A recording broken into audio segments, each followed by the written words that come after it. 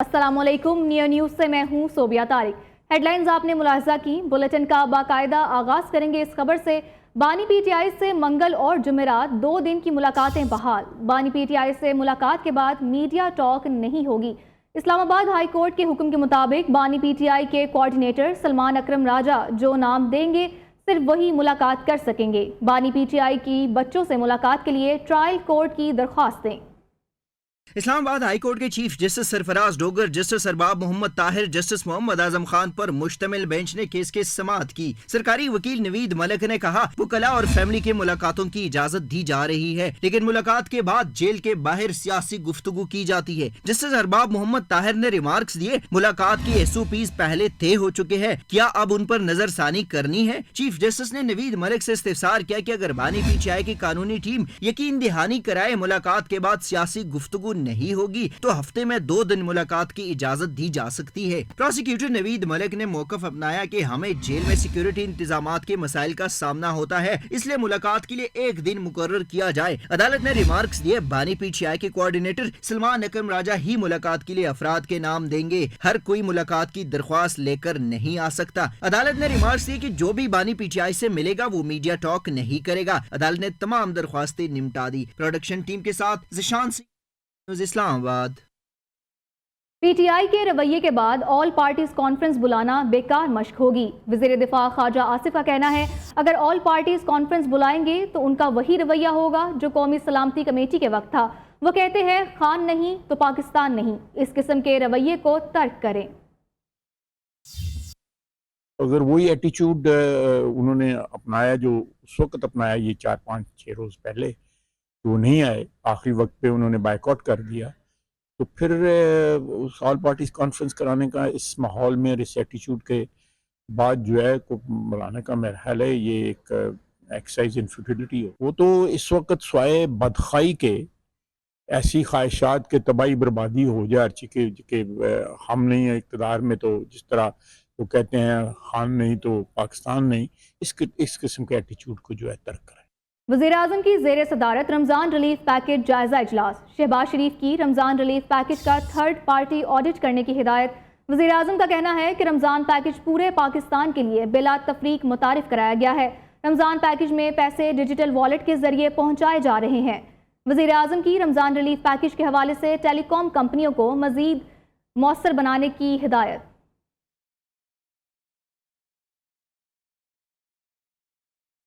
वज़ीर आला पंजाब मरियम नवाज ने सुबह सवेरे लाहौर शहर का अचानक दौरा किया।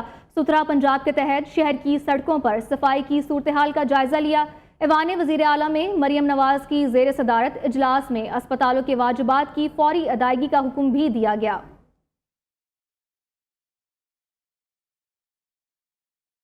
वज़ीर आला पंजाब मरियम नवाज जिना अस्पताल पहुंच गई। सेहत सहूलियात की फराहमी का जायजा लिया। जिना अस्पताल में अद्वियात की किल्लत है और यहाँ हम आपको अपडेट कर रहे हैं कि वज़ीर आला पंजाब मरियम नवाज ने जिना अस्पताल का दौरा किया है।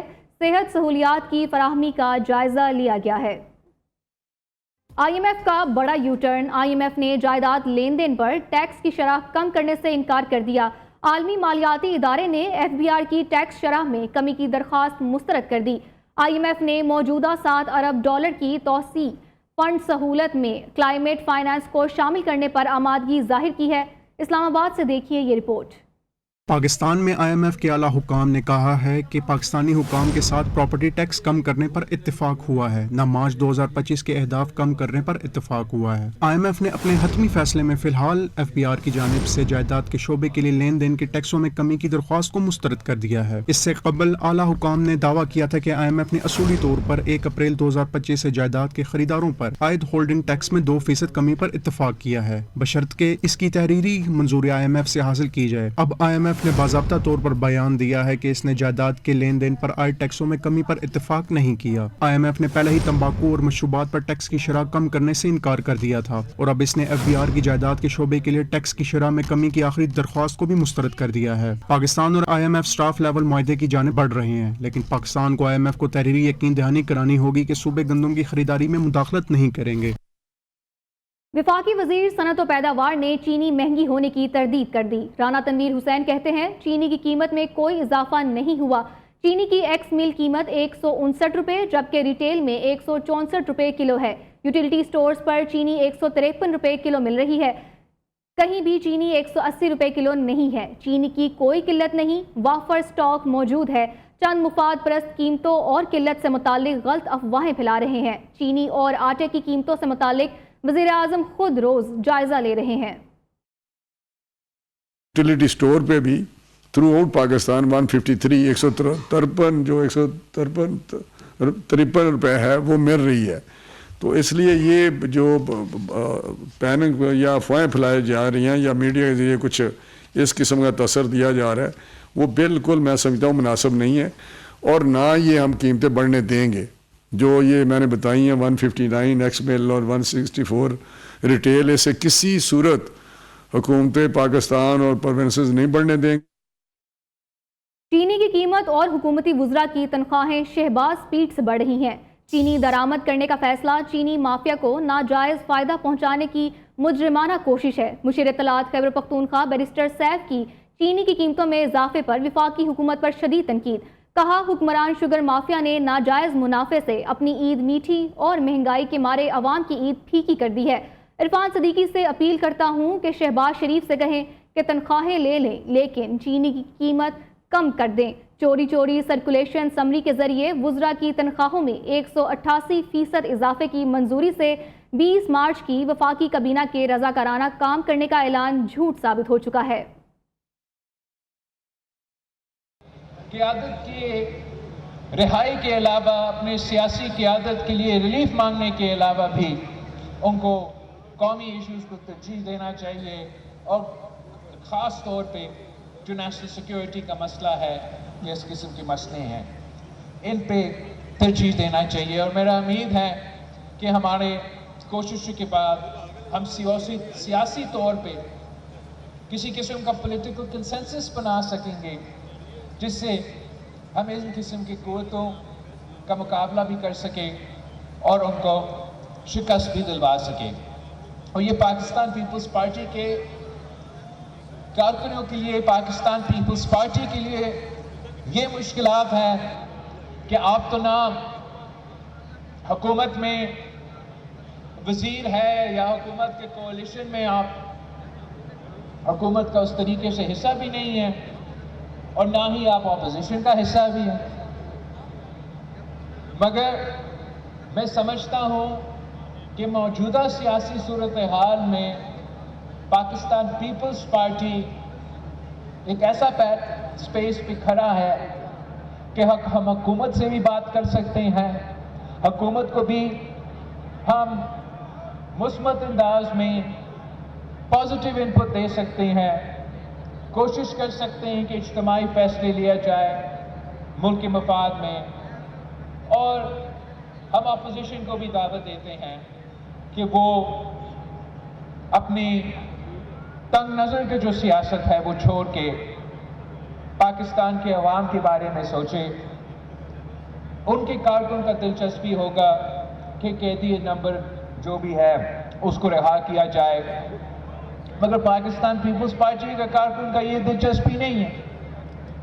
آپ نے جو سلیکشن سے گزر کے اس پوزیشن میں پہنچے، پاکستان پیپلز پارٹی کے پنجاب کے کارکن سب سے زیادہ جانتے ہیں کہ کس قسم کا مشکلات کا سامنا کرنے پڑے اور کس قسم کا مشکلات کے بعد آپ نے یہ پوزیشن حاصل کیا ہے۔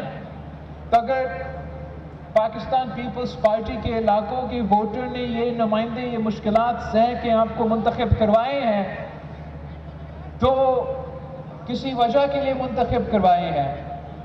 وہ چاہتے ہیں کہ پاکستان پیپلز پارٹی ایک مثبت کردار ادا کرے اور کوشش کرے کہ اپنے مسائل کا حل نکالیں، اور یہی ہمارا کوشش رہے گا انشاءاللہ۔ میں گورنر پنجاب سردار سلیم حیدر صاحب کا شکر گزار ہوں کہ جبکہ 18ویں ترمیم کے بعد اور حکومت پنجاب کے خاص محبت کے بعد شاید اتنا اختیار یا وسائل گورنر ہاؤس میں نہ موجود ہو، مگر ہم نے गवर्नर साहब को सिर्फ इतना ही रिक्वेस्ट किया कि आप बतौर पाकिस्तान पीपल्स पार्टी का एक सियासी कारकुन होते हुए हमने आपको गवर्नर पंजाब का ये अहम जिम्मेदारी सौंपा है और आपने पंजाब में पाकिस्तान पीपल्स पार्टी के कारकुन और पाकिस्तान के सबसे बड़ा सूबा पंजाब के अवाम को इज्जत देना है। आपने गवर्नर हाउस में आके पंजाब के अवाम के ऊपर राज नहीं करना है, आपने इनके दिलों पे राज करना है। आपने इनका इज्जत करके दिल जीत के साथ मिला के जाना है। आपने गवर्नर हाउस के दरवाजे पंजाब के आम शहरी, पंजाब के अवाम के लिए खोल के रखने हैं। आपके पास इख्तियार हो या ना हो, आपने ये गवर्नर हाउस खोल के पाकिस्तान पीपल्स पार्टी के कारकुन हो या इस सूबे में रहने वाले जो भी शख्स हो, उनका कोई मसाइल है, उनका कोई मसला है, उनका कोई मुश्किलात है, तो उनका ये मालूम हो कि कहीं और दरवाज़ा खुला हो या नहीं, आपका गवर्नर हाउस का दरवाज़ा खुला रहना चाहिए। और मुझे ये देख के खुशी हो रही है कि गवर्नर साहब ने अमली तौर पे ये काम कर रहा है और उम्मीद है कि इंशाअल्लाह ताला जैसे हमारा सदर पंजाब साबिक वज़ीर आज़म राजा परवेज़ अशरफ साहब ने कहा कि ईद के बाद ना सिर्फ पंजाब की तंजीम अपने लिए प्रोग्राम्स रखेंगे, मगर इसी तरह मुझे भी दावत देते रहेंगे। मैं एक बार फिर आप सबका शुक्रगुजार हूं और उम्मीद रखता हूं कि पाकिस्तान पीपल्स पार्टी के कारकुन, पाकिस्तान पीपल्स पार्टी के ओहदेदार, पाकिस्तान पीपल्स पार्टी के टिकट होल्डर्स इस मुश्किल सियासी सूरत हाल में अपना मुस्बत सियासी किरदार अदा करेंगे। जिए भुट्टो।